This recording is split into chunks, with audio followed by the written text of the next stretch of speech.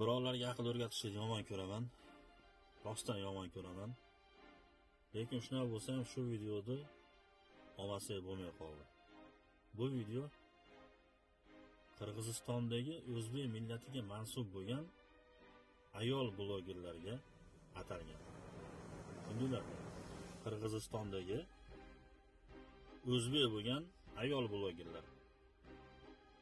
Sizni kosmetologligingiz yoki faqat ayollar libos sotadigan magazin ochganligingiz yoki muslima ko'rinishida islomiy kontent deb video olishligingiz sizni ham internetga chiqib olib har xil tuturug'i yo'q maza bemaza trendlarni qilsangiz bo'laveradi degani emas.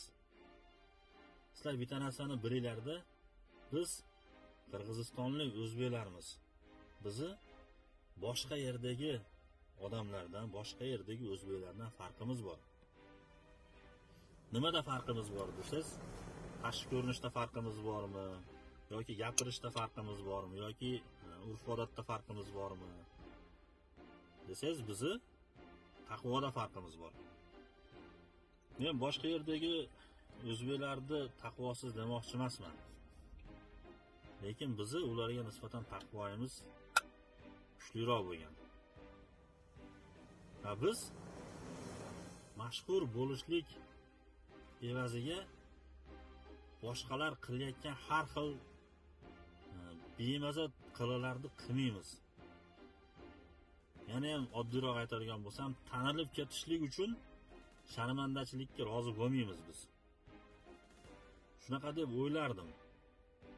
Bizni ayollar, bizni qizlar shunaqa deb o'yladim. Lekin ming afsus, oxirgi paytda sizlarni olayotgan videolarni ko'rib, to'g'risi odamni xafa bo'lyapti.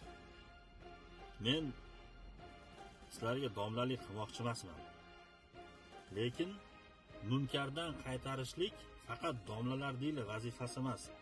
Har bitta musulmonning vazifasi munkardan qaytarishlik. Siz so'rashingiz mumkin, bizni qilayotgan ishimiz nimasi munkar deb. Eng birinchisi kiyayotgan libosingiz. Bilmadim endi siz bu narsani islomiy libos, hijob deb o'ylayotgandingiz, lekin bu narsa hijob emas. Allohga qasam, sizni kiyayotgan kiyimingiz hijob emas.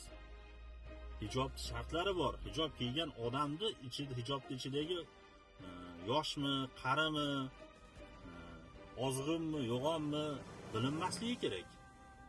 Sizni kiyib olgan kiyimingizni chiqib mandarinni po'chog'i, kuf-suf trend qilib likillayotganingizni polni ko'rinyapti figurangiz. Razmerlaringizgacha bilinib turibdi. Bu narsa hijob emas.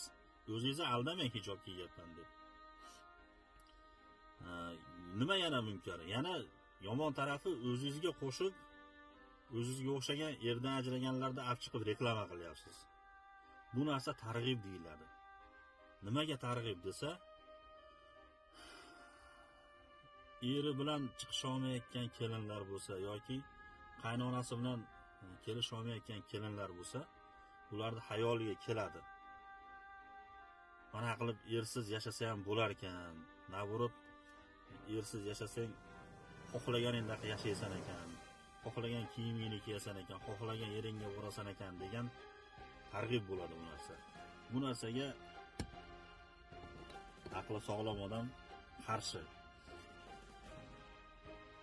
To'g'risi, menga nima xohlagan ishni qilmaydimi dedik biz ham boshida. Men ham shuna dedim. Lekin baribir vijdon bo'lmadi, gapirishlikka majbur bo'ldim. Bu videoni ko'rasizmi, ko'rmaysizmi bilmayman. Ko'rsangiz ham menga nima gapirib qo'yibdi desangiz kerak. Avvalambor hammamizga Alloh insof bersin. Biz qo'limizdan kelganini qildik. Munkar ishni hech bo'lmasa tilimiz bilan qaytardik. Shu narsalarni aytmoqchi edim.